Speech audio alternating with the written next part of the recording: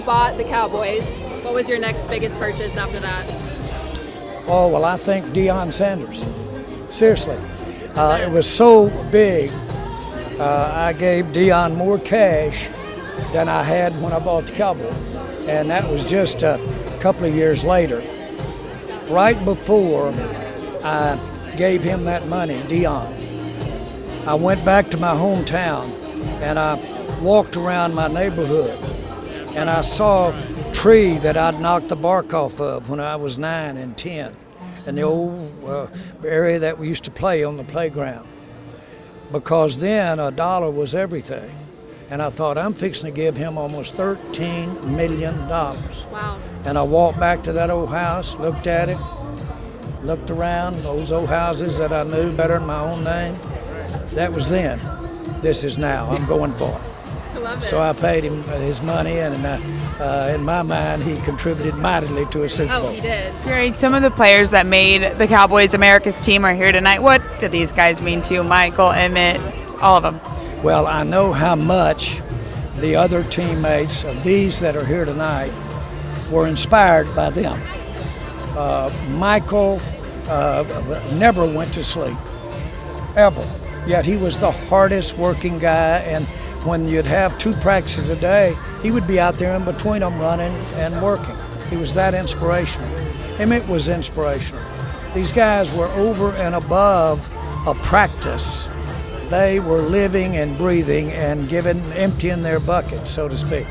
That's inspirational when you see it. And obviously, you're going to see that they had hard times. And you have them. That's life. And as a group, they had their ups and downs.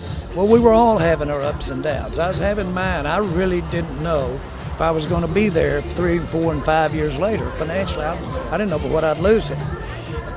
Dallas was busted. The banks were broke. Everything was rough. So every day was some inspiration, but every day was a big black hole to walk into. That made you appreciate it when you walked out in that Rose Bowl and were there for that Super Bowl. Thanks, Jerry. All right, thank you, If you were to Jerry. give yourself a piece of advice, now knowing everything you know, what would you tell your younger self? I would say be a little more conservative on borrowing money. I was gifted with the ability to borrow more money than anybody you will ever meet. Now that's okay until you have to pay it back. Yeah. But my ability to do that helped me get it together enough to buy the Cowboys. I'm thankful for that, but I had help paying it back. Yes, sir. Yes, sir. Congratulations. One of the most memorable moments in American sports with a team that could have gone completely wrong and it went right. Is it, from your experience, all the chaos around the team that made it a success? Without that chaos, perhaps they wouldn't have become the dream team. It reinforced and taught me how to have tolerance for ambiguity. There was never a day when you knew what was going to happen at the end of the week or next month. Both how you were going to pay the bills, how you were going to put the team out there, but you just had to keep stepping and count on you were only going to do something good or you were going to get by it when you didn't do it good. But that tolerance for ambiguity was the single most important thing that helped me through those early years with the Cowboys. And with this team today, what will it take for them to go all the way? Well, I think if we keep that quarterback healthy, and if we block for him good and open some running lanes. So it sounds like I'm talking about the offensive line. If we get that offensive line rolling, we'll have a good team. Thank you, sir. Thank you so Thanks, much. man. Congratulations. Congratulations. What a group. Being America's team synonymous with the Cowboys, how do you view the franchise's role in shaping not just the NFL, but also pop culture largely as a whole, too, with a lot of things? Well, I do believe if we're not being looked at, then I'll do my part to get us looked at. The beautiful thing for networks or, if you will, streaming companies is that the NFL is a 365-day-a-year interest factor. a lot of programming, you have to spend as much to make it, to promote it, as you do to make it. The Cowboys are a soap opera 365 The days. screening will begin When it gets slow, momentarily. I'll stir it up. Please take your And seats. so it's wonderful to have the great athletes, have the great players. But there's something more there. There's sizzle, there's emotion. And if you will, there's controversy. That controversy is good stuff in terms of keeping and having people's attention.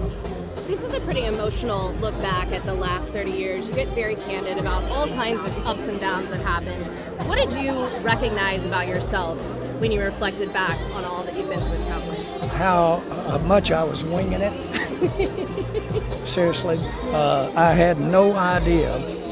I had a certain amount of money, like you have in a bank account.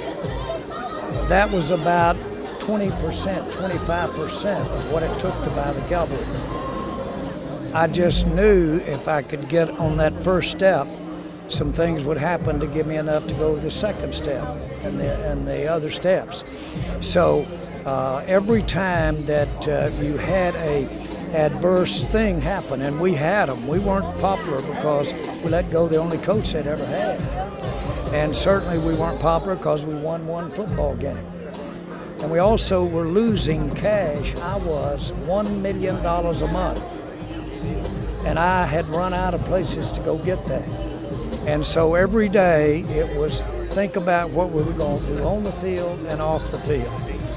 The only way I withstood that is my passion, and I'd ended up in heaven, and that is pro football, and literally thought about I'm going to get to have a future here if I live to tell about it. Now here you are telling about it. Amazing.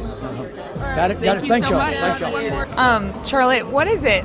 I was going to ask your dad, like, when he bought the team, did he ever think it would turn into this? For you getting to watch it all unfold, I mean, did you ever imagine it would end up like this in your wildest dreams? You know, never. I mean, as a matter of fact, when Dad came to us and said, look, I'm about to do this, and after he said it, he goes, there's just one thing. This just may change our life a little. I think it's the only time he's ever underestimated anything he has ever said. But no, I don't think so. I think he had such a passion for the game and such a passion for wanting to be a part of something like this.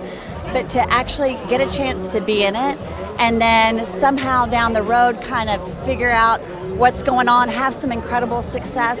We haven't had enough of the kind of success that we want, but the journey to get to here has been something that has been, the most remarkable experience that we could ever imagine.